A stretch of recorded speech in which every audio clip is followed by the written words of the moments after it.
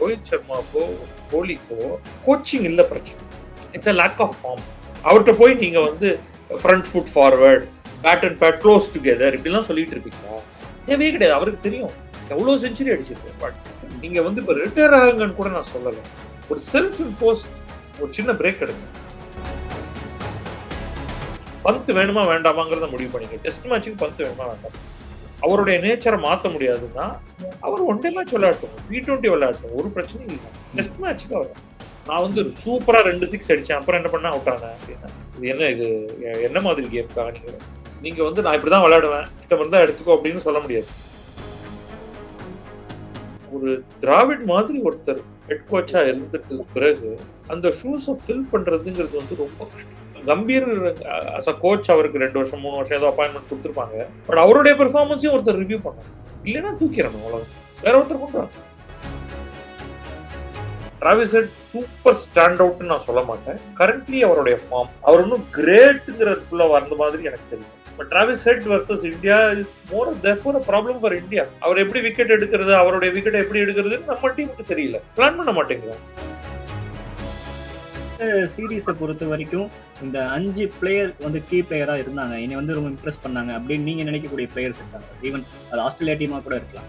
கிளியரா Yashasvi Jaiswal very impressive, very happy. Unfortunately நான் ரெண்டாவதா யாரையுமே சொல்ல போறதில்ல பேட்ஸ்மேன்ல. Effectively from a batting point of view Yashasvi ஜெய்ஸ்வாலோட நிதிஷ் குமார் தான் நம்ம இருக்கோம். Bowling absolutely just Bumrah. இன்னும் 5 மாசம் இருக்கு சார் நம்ம இங்கிலாந்து சீரீஸ்க்கு. என்ன சேஞ்சஸ் டீம்ல இருந்தா நல்லா இருக்கும்னு நினைக்கிறீங்க? இந்தியன் டீமை பொறுத்த வரைக்கும் அவுட் ஆஃப் ஃபார்ம் யாரா இருந்தாலும் தூக்கிடணும் அப்படிங்கிறது தான்.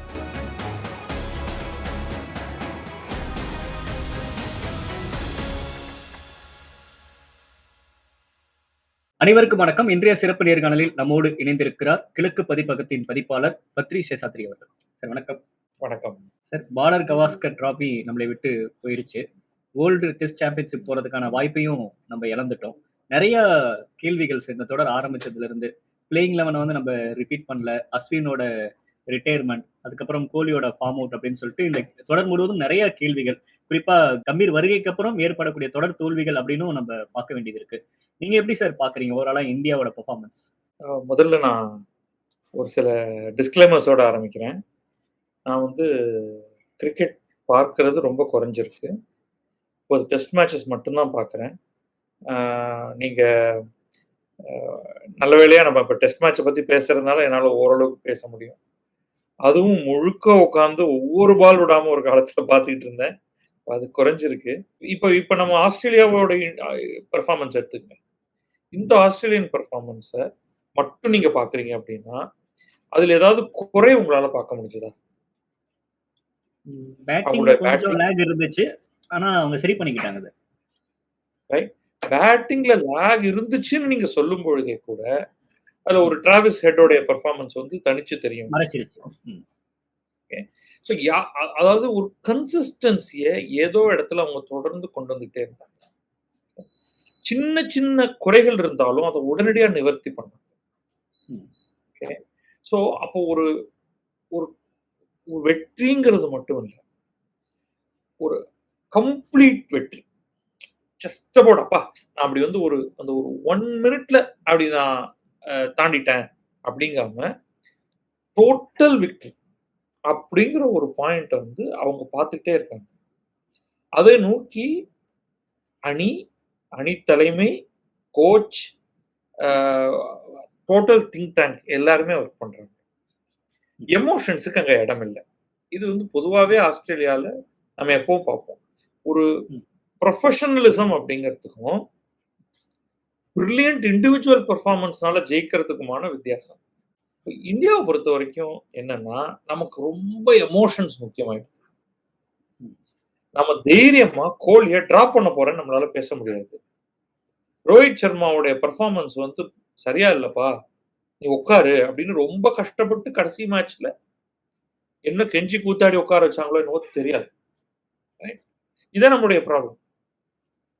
என்ன பண்றோம், நம்ம இருக்கிறது ஒரே ஒரு துருப்பு சீட்டு, திரும்ப திரும்ப பும்ராவை பவுலிங் போட்டுட்டே இருக்கு. அப்ப அவர் பவுலிங் போட்டுட்டே இருந்தா என்ன ஆகும்? இப்ப நடக்கிற அவருக்கு மாதிரி தான் நடக்கும். ஒர்க்லோட் அதிகமாகும், ஸ்ட்ரெயின் வர வாய்ப்பு இருக்கு. கிடைக்கும். அவரே இன்ஜுரியில இருந்தெல்லாம் வந்து பண்ணிட்டு இருக்காரு. ஃபாஸ்ட் பவுலர், ஸ்பின்னர் கிடையாது. சரி, உங்களுடைய சாம்பியன் ஸ்பின்னரை நீங்க மதிக்கவே இல்ல. இந்த டூர்ல மட்டும் இல்ல. இதுக்கு முன்னாடி மதிக்கல. யார் யாருக்கோ எவ்வளவோ சான்சஸ் குடுத்துட்டு இருக்கிற நீங்க, ஒரு பெர்ஃபார்மன்ஸ டெஸ்ட் பண்ணி கூட பார்க்கல. இன்னொன்னு, ஒரு ஆஸ்திரேலியா மாதிரியான ஒரு ஆடுகளத்துல வெரி ரேர்லி தான் ஸ்பின். அதுவும் சிட்னில தான் யூசுவலி ஹிஸ்டாரிக்கலி பார்த்தீங்கன்னா, சிட்னில லாஸ்ட் 2 நாளைக்கு ஸ்பின்னுக்கு கொஞ்சம் வேலை இருக்கும். கரெக்ட்டா? ஆனா, நம்ம வந்து எப்ப பார்த்தாலும் நம்ம வந்து ஒரு ஸ்பின்னுக்கு ஒரு ஃபோக்கஸ். அதுலயும் அஸ்வினுக்கு ஃபோக்கஸ் கிடையாது. ஜடேஜா டீம்ல இருந்துகிட்டே இருந்தாரு. நமக்கு வந்து எப்பவுமே ஒரு பயம் இருக்கு. நம்முடைய பேட்டிங்ல ஒரு ஸ்ட்ரென்த் இல்லையோ? சரி, அப்ப பேட்டையும் புடிச்சு ஆடக்கூடிய மாதிரியான ஒரு 2 ஆல்ரவுண்டர் மாதிரியான ஆட்கள வச்சுப்போம் டீம்ல. அப்படின்னு நம்ம வந்து காம்ப்ரமைஸ்டு டீம் செலக்ஷன் கன்சிஸ்டன்ட்டா. இப்ப ஆஸ்திரேலியாவுக்கு தைரியமா போய் விளையாடணும்னா என்ன இருக்கணும்? ஒரு 4 ஃபாஸ்ட் பவுலர். நல்ல ஃபாஸ்ட் பவுலர். 4 fast bowler.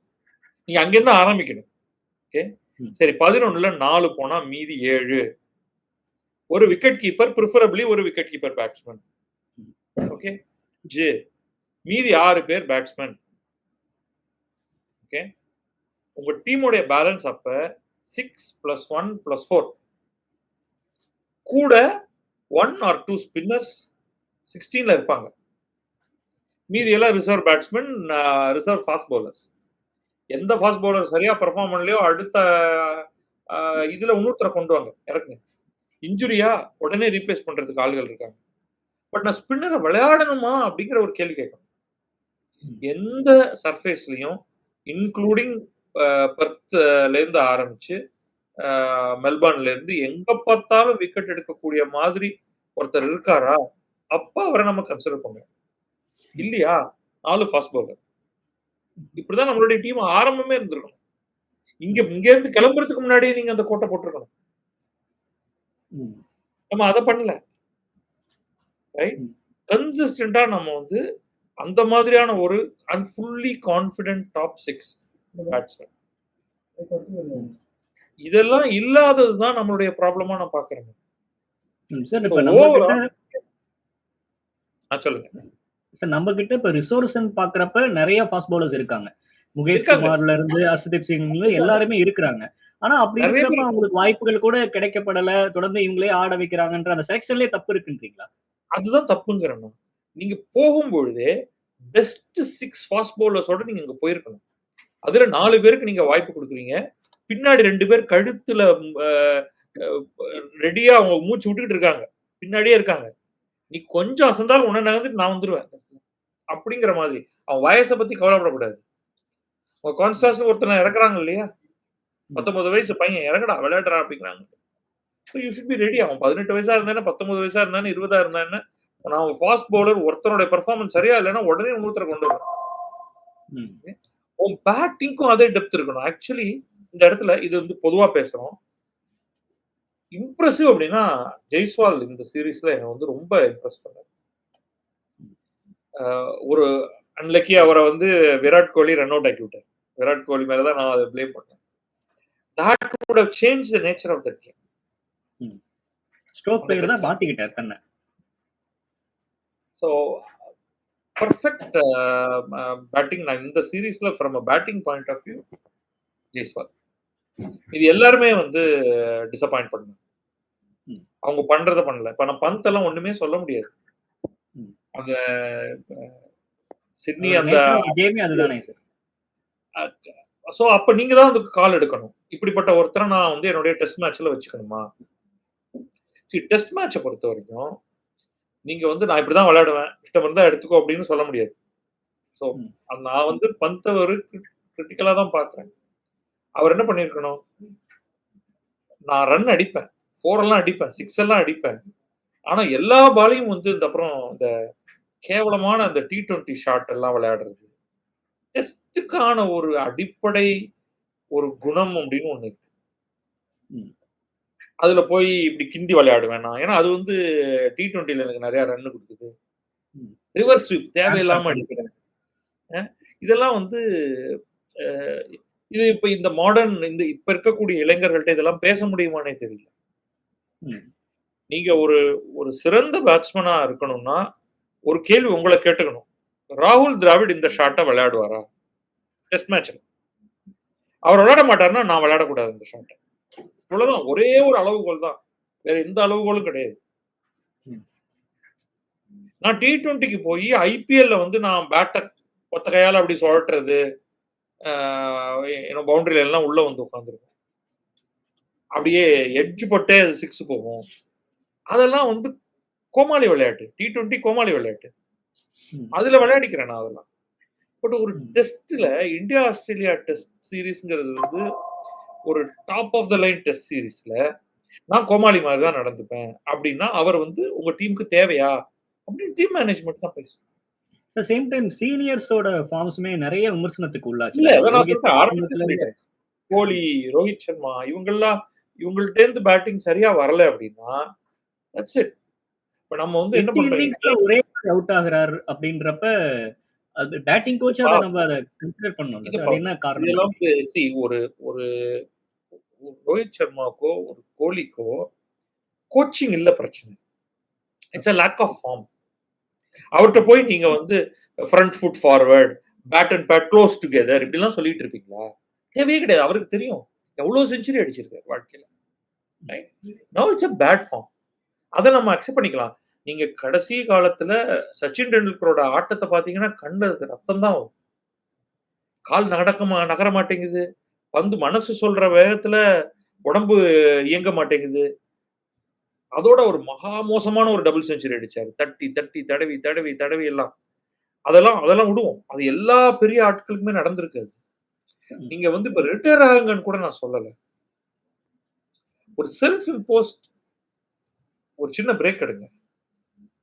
போய் மத்த கேம் விளையாடுங்க. ரஞ்சி விளையாடுங்க. மல்டி டே. ரன் அடிங்க. கான்ஃபிடன்ஸ் கொண்டு வாங்க. உங்களுக்கு பந்து எப்படி வருதுங்கிறத கணிச்சு நீங்க பேட்ட வச்சு ஒரு ஷாட் அடிக்க பார்க்குறீங்க. அப்ப அந்த மைண்ட் சொல்றத கை செய்யணும். செய்யாம விடுறதுனாலயும், பயம் வர்றதுனாலயும் இந்த டென்டேட்டிவ்னஸ்ன்னு சொல்லுவோம். இது விளையாடணும் போல தோணுது. ஆனா அது விளையாட முடியாததுனால ஒரே ஒரு ஒரு ஒரு சின்ன ஒரு ஒரு மைக்ரோ செகண்ட் நீங்க விடுறீங்க. கட்டாயமா நீங்க அவுட் ஆகுறதுக்கான எல்லா பாசிபிலிட்டியும் இருக்கு. ஏத்த மாரி ம். பவுலிங் போடுறவங்க வந்து சாதாரண ஆட்கள் கிடையாது. ம். வந்து பெஸ்ட் பவுலர்ஸ். அப்ப ஸ்டார்க்கு, கமின்ஸ். உங்களுடைய மனசும், உடலும் ஒருமுகப்படுத்தி பெர்ஃபெக்ட்டா இருக்கும் பொழுது, அன்பிலீவபிள் பவுலிங் போடக்கூடிய ஒரு போலந்தோடைய ஒரு பால்லாம் அது யாராலயுமே விளையாடி இருக்க முடியாது. ரைட்? அப்ப அந்த மாதிரியான சிச்சுவேஷன் நீங்க என்ன பண்ணுவீங்க? So the very best batsman in the perfect form can get bowled to such a ball. அப்படிப்பட்ட ஒரு நிலையில நீங்க வந்து அரகுர ஃபார்ம்ல வந்து நிக்கும் பொழுது, எப்படி நீங்க வந்து என்ன சாதிச்சிட முடியும்னு நெனச்சீங்க? ம். நீங்களே உங்கள வித்ட்ரா பண்ணியிருக்கணும். ரைட்? ஓகே. கேவலம் அதுவும் இந்தியன் கிரிக்கெட் ஃபேன்ஸ பத்தி தெரியும் உங்களுக்கு. நார் அடிச்சுருவாங்க. கல்லெல்லாம் விட்டு அடிச்சவனுங்க. ரொம்ப ரொம்ப மோசமான எமோஷனல் ஆட்கள். அப்படிப்பட்ட ஒரு நிலையில இதுதான் அந்த சூழல்ல தான் நீங்க விளையாடுறீங்க. நீங்க ரன் அடிச்சிட்டீங்கன்னா, அப்படியே கொண்டாடி தோள்ல தூக்கி கொண்டாடி குதிச்சுருவாங்க. இல்லன்னா, சோசியல் மீடியால கழுவி கழுவி ஊத்துவாங்க. இதுதான் நடந்துகிட்டு இருக்கு. அப்ப ம். நீங்க ஒண்ணு அத பத்தி கவலைப்படாம இருக்கணும். இல்லன்னா, நீங்களே what is expected of me என்னுடைய புரொஃபஷனலிசம் எப்படி இருந்திருக்கணும்? நான் வந்து விளையாடணுமா? வேண்டாமா? அப்படிங்கிற ஒரு முடிவ நீங்க எடுத்துருக்கணும். நமக்கு வந்து நான் பார்த்தது வந்து சில்வர் லைனிங் நமக்கு இது வந்து of course Bumrah is a world class bowler. அவர வந்து பத்திரமா பாதுகாத்து கேர்ஃபுல்லா யூஸ் பண்ணணும். இப்ப நீங்க அவர் வந்து அ முழுக்க முழுக்க ஒரு வொர்க் ஹார்ஸ் பவுலராவும் இருந்து, அவர் தான் விக்கெட் எடுக்கணும். அவர் தான் எல்லா ஓவரையும் போடணும். ஒரு பக்கம் ஃபுல்லா அவர் தான் நிக்கணும் அப்படின்னா, அதுக்கப்புறம் தேவைப்படுற இடத்துல ரன்னும் அடிக்கணும். It doesn't really work. Right? ம். சோ அது மாரியான ஒரு சிச்சுவேஷன்ல தான் நம்ம உட்கார்ந்திருந்தோம். On the other hand Jaiswal வந்து வெரி ஹை பொட்டன்ஷியல். அது நமக்கு நிச்சயமா அவர் ஒருத்தர் தான் பேட்டிங்ல என்ன பொறுத்த வரைக்கும் ஸ்டாண்ட் அவுட்டா இருந்தாரு. ரொம்ப நல்ல பெர்ஃபார்மன்ஸ். ஸோ கம்பீர் கோச்சா வந்ததுக்கு அப்புறம் நம்மளுக்கு நிறைய சீரிஸ் வந்து நம்ம தோத்துருக்கோம். இந்தியா ஹோம் கிரவுண்டே நம்ம நியூசிலாந்து சீரிஸ் நியூசிலாண்டோட இங்க அந்த லாஸ். ஆமா. இப்ப இந்த மேட்ச்ல அந்த சீரிஸ்ல கூட ட்ரெஸ்ஸிங் ரூம்ல என்ன விவாதிக்கப்பட்டுச்சு அப்படின்றத யார் மூலியமோ அது கசியுது. இது மாதிரியான விஷயங்கள் பாக்குறப்ப சீனியர்ஸ் பிளேயருக்கு அல்லது டீம்ல இருக்கிற பிளேயர்ஸ்க்கும் கம்பீருக்கும் ஒரு கனெக்ஷன் இல்லாம இருக்கா? இருக்கலாம். எனக்கும் ஸ்பெகுலேஷனுக்கு தான் நம்ம வரோம். ஆனா ஒண்ணு பார்க்கணும் நீங்க. ஒரு திராவிட் மாதிரி ஒருத்தர் ஹெட் கோச்சா இருந்துட்டு பிறகு அந்த ஷூஸ ஃபில் பண்றதுங்கிறது வந்து ரொம்ப கஷ்டம். ஒரு ஒரு சச்சின் டெண்டுல்கரால அந்த மாதிரியான ஒரு கோச்சா இருக்க முடியாது. அவர் ஒரு தனிப்பட்ட மிக திறமையான பிளேயரா இருக்க முடியும். ஆனா ஒரு திராவிட் போன்ற ஒரு சுப்பீரியர் கோச்சா வந்து இருக்கவே முடியாது. ஸோ அதுக்கு காரணங்கள் இருக்கு. அவரும் வந்து ஓவர் நைட் கோச்சா வரல உங்களுக்கு. அவர் வந்து யங்ஸ்டர்ஸோட ஃபர்ஸ்ட் கோச்சா ஆரம்பிச்சாரு. ஜூனியர் டீம் கோச் பண்ண ஆரம்பிச்சாரு. பண்ணி அதுக்கு அப்புறமா பல வருடங்கள் அதுல வந்து ஒரு எப்படி சொல்றது உங்களுக்கு டேலண்ட் ஸ்பாட்டரா இருந்து அங்கிருந்து டீமுக்கு ஆட்களை வெளில கொண்டு வந்து அந்த team had total respect for. அந்த மாதிரியான ஒரு ரெஸ்பெக்ட கௌதம் கம்பீரால கொடுக்க முடிஞ்சுதானா? இல்ல. அந்த அதை பெற முடிஞ்சுதானா? நீங்க வந்து நீங்க வேர்ல்ட்ஸ் பெஸ்ட் பிளேயரா இருந்திருக்கணுங்கிற அவசியம் இல்லை. கம்பீர் வந்து ஒரு ஓகே பிளேயர் தான். Good player but not great player. அது முக்கியம் இல்லை நமக்கு. ஆனா நீங்க வந்து அணியில் இருக்கிற அத்தனை பேரையும் கூப்பிட்டு அவங்களோட பேசும்பொழுது அவங்க அத்தனை பேருமே we will give 100% to you அப்படிங்கிற மாதிரியான ஒரு ஒரு டோட்டல் கமிட்மெண்ட் அந்த இடத்துல காமிக்கணும்.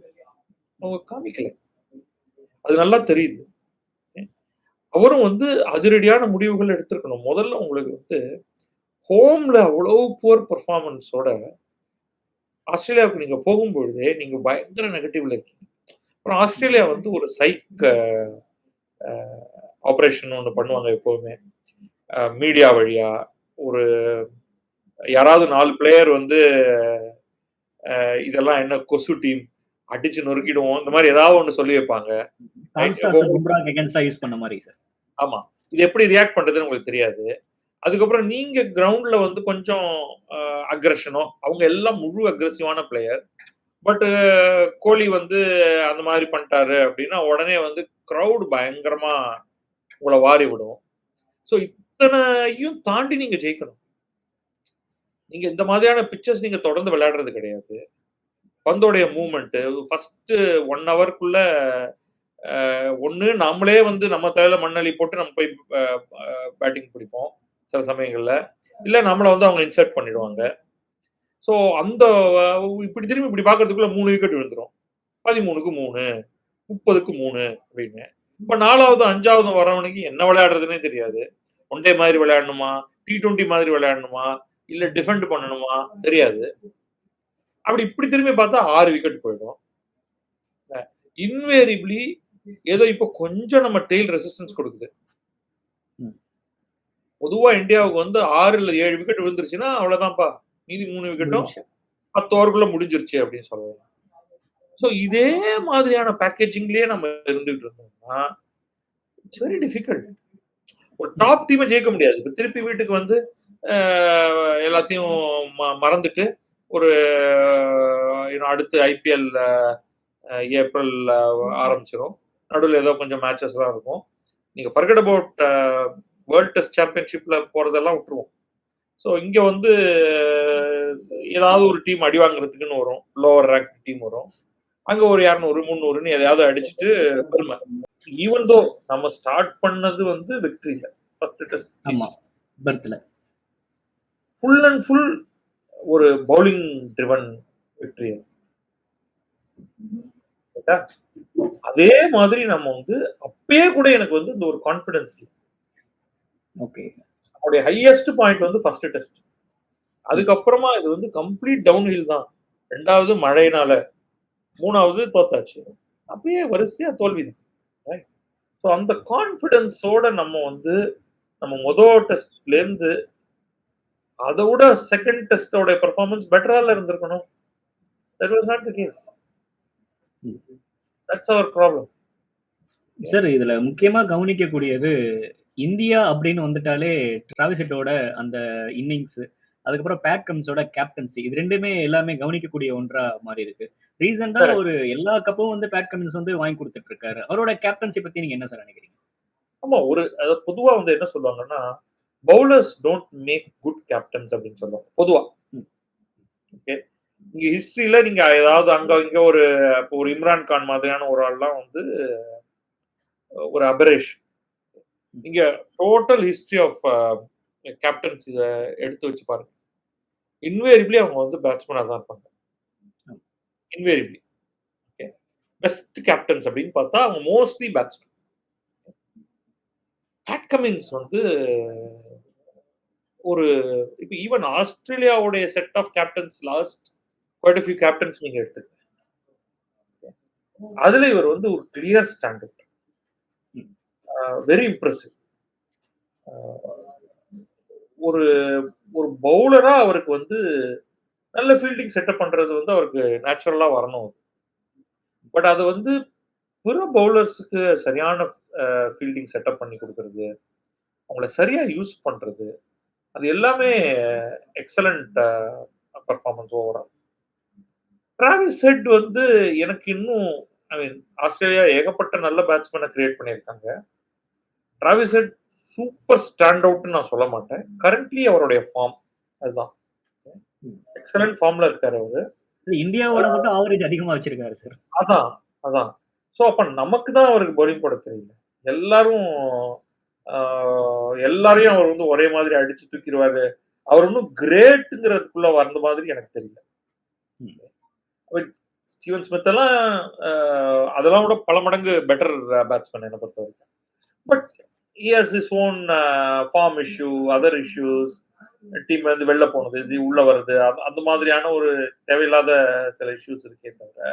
But Travis Head versus India is more therefore a problem for India. அவர் எப்படி விக்கெட் எடுக்கிறது, அவருடைய விக்கெட்டை எப்படி எடுக்கிறதுன்னு நம்ம டீமுக்கு தெரியல, பிளான் பண்ண மாட்டேங்கிறோம். எல்லாருக்கும் அந்த இது வந்துருச்சு, அந்த அனாலிசிஸ் வீடியோ டேட்டா ஒரு வச்சிருக்காங்க, சாஃப்ட்வேர் வச்சிருக்காங்க. அவருடைய வீக்னஸ் என்ன, அந்த வீக்னஸ் எப்படி மற்ற டீம் எப்படி அவருடைய விக்கெட் எடுக்கிறாங்க, இப்ப நம்ம என்ன பண்ணணும், இதெல்லாம் பாத்தீங்கன்னா நம்ம சரியான ஹோம்ஒர்க் பண்ணிட்டு போகலாம். சார் இந்த சீரீஸை பொறுத்த வரைக்கும் இந்த 5 பிளேயர் கீ பிளேயரா இருந்தாங்க, என்னை ரொம்ப இம்ப்ரெஸ் பண்ணாங்க அப்படின்னு நீங்க நினைக்கக்கூடிய பிளேயர்ஸ் இருக்காங்க சார்? ஈவன் அது ஆஸ்திரேலியா டீமா கூட இருக்கலாம். முதல்ல இந்தியால இருந்து ஆரம்பிச்சிருவோம். கிளியரா Yashasvi Jaiswal. Okay, very impressive, very happy. அவருடைய ஓவரால் அந்த அப்ரோச் டு த கேம் ரொம்ப இம்ப்ரெசிவா இருக்கு. அன்பார்ச்சுனேட்லி நான் ரெண்டாவதா யாரையுமே சொல்ல போறதில்லை பேட்ஸ்மேன்ல. நிதிஷ்குமார் அந்த ஒரு century that was really good. But அவர்கிட்ட நம்ம பெரிய அளவுக்கு எக்ஸ்பெக்ட் பண்ணல, நானும் எக்ஸ்பெக்ட் பண்ணல. ஸோ அதனால அவரை நம்ம அவர் ஆல்ரவுண்டர் அப்படிங்கிற பேசிஸ்ல தான் வர்றாரு. So effectively from a batting point of view Yashasvi ஜெய்ஸ்வாலோட நிதிஷ் குமார் தான் நம்ம எடுத்துப்போம். Bowling absolutely Jasprit Bumrah. அவர் மட்டும் இல்லைன்னா நம்ம இந்த சீரீஸ் என்ன ஆயிருக்கும் அப்படிங்கிறது ரொம்ப மோசமா தான் இருந்திருக்கும். ஹவெவர் நம்ம இந்த டீம் இருக்கு இல்லையா, Mohammed Siraj not bad, but வயசாகிட்டே கன்சிஸ்டன்ஸா ஒரு படம் அவர் போல்லையே சார். கன்சிஸ்டன்சி இல்ல. இன்னொன்னு ஃபாஸ்ட் பவுலிங்ல ஏஜ் இஸ் இம்பார்ட்டன்ட். இப்பெல்லாம் கிட்டத்தட்ட 30 வயசு உச்சத்துக்கு ஆயிருச்சு. ஸோ அடுத்த ஒரு 2 வருஷம் 3 வருஷத்துக்கு மேல அவங்களால தாக்கு பிடிக்க முடியாது. பர்ஃபார்மன்ஸ் லெவல் கீழே போயிட்டே இருக்கும். But on the other hand எல்லாருமே கொஞ்சம் அந்த 20 to 25 is the best time உங்களுடைய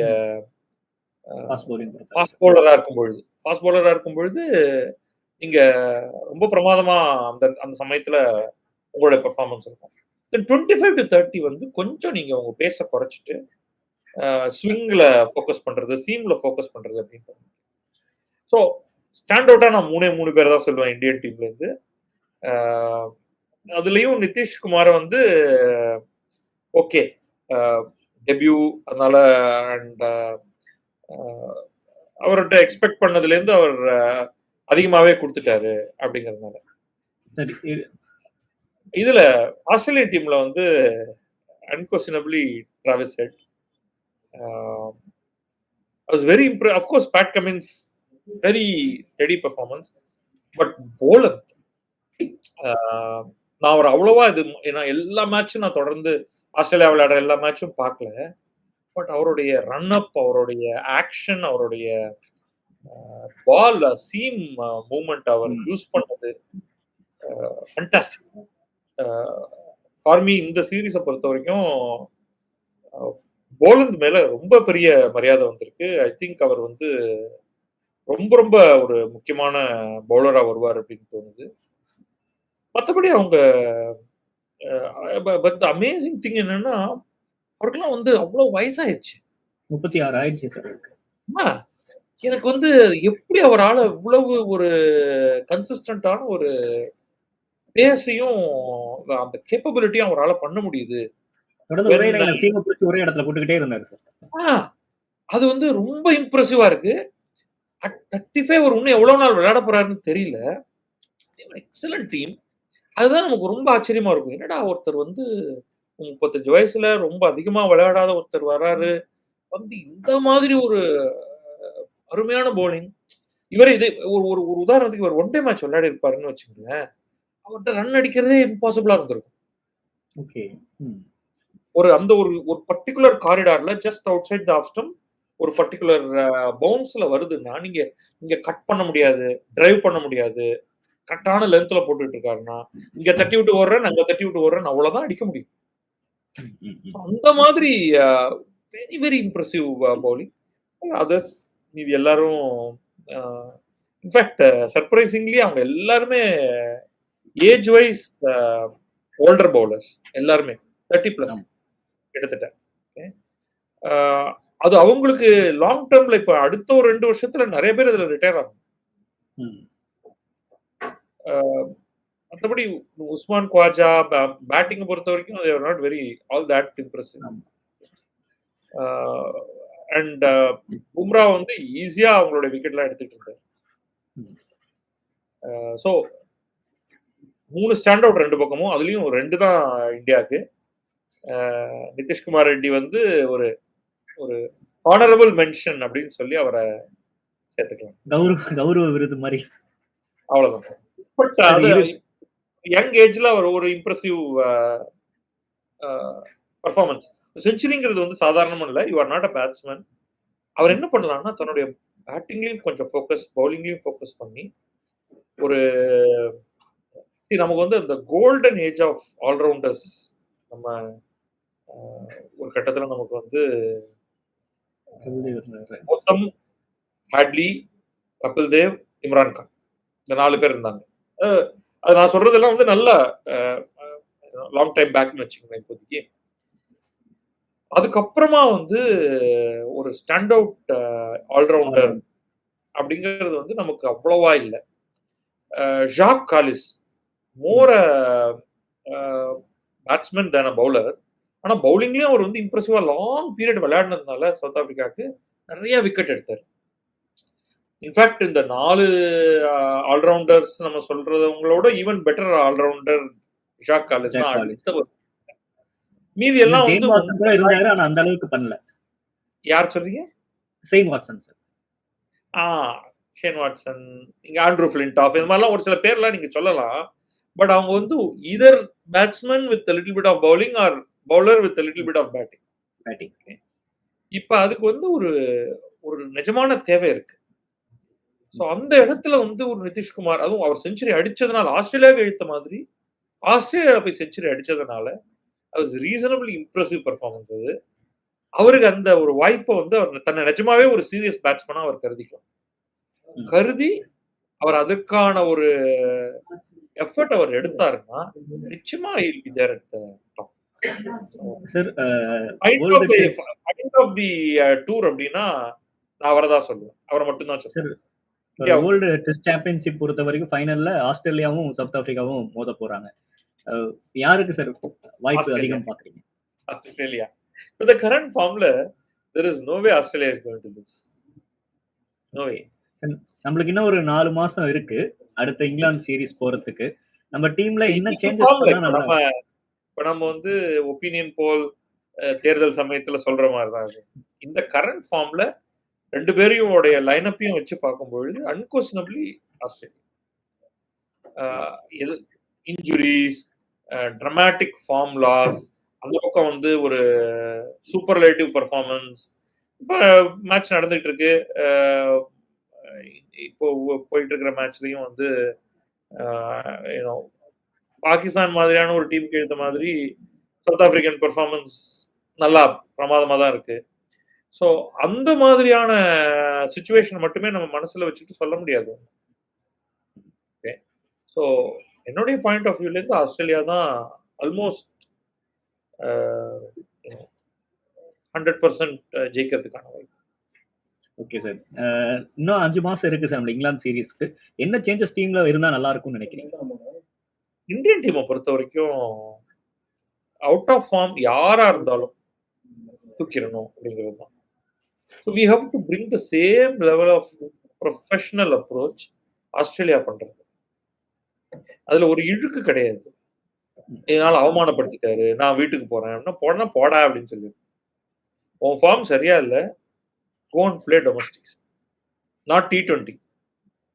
நான் ஐபிஎல் விளையாட்டேன் என்ன சேர்த்துக்கோ எல்லாம் கிடையாது. go and play domestics. Drawing போர்டுக்கு போய் ஒழுங்கா திருப்பி வேலையை செஞ்சு பெட்டரா வந்தேன்னா எடுத்துக்கிறோம், இல்லைன்னா இவர் அவுட். எஸ், ஒரு பேலன்ஸ் குறையும், ஒரு கொஞ்சம் குறைவான, அதாவது ரெக்கார்டு பெருசா இல்லாத ஒரு பேட்ஸ்மேனா வருவாரு, but he will do better. இங்க இப்ப வந்து ஒரு நிதிஷ்குமார் ரெட்டி கேட்பார்ல, நான் ஒண்ணுமே இல்லாம தான் வந்தேன், நான் ரன் அடிக்கிறேன், நீங்களாம் ஏன்டா அடிக்கல அப்படின்னு கேட்பார்ல. கேட்கணும் இல்லையா? உங்களுடைய கேப்டன்ட்ட கேட்கணும் இல்லையா? உங்களுடைய ஸ்கோர் என்னங்க, அது எப்படிங்க இவ்வளவு இன்னிங்ஸ் மாத்தி இன்னிங்ஸ் 5 மேட்ச்ல வந்து இவ்வளவுதான் பண்றீங்க, அப்புறம் நீங்க எதுக்கு கேப்டனா இருக்கீங்க அப்படின்னு கேட்கணுமா வேண்டாம்? இது ஒரு டீம் தானே, எல்லாரும் சேர்ந்து தானே தேர் இழுத்தாகணும். சும்மா சில பேர் நாங்க தொட்டுட்டோங்க நீங்க எழுங்க அப்படின்னு சொன்னா அது ஒர்க் ஆகும். That is our problem.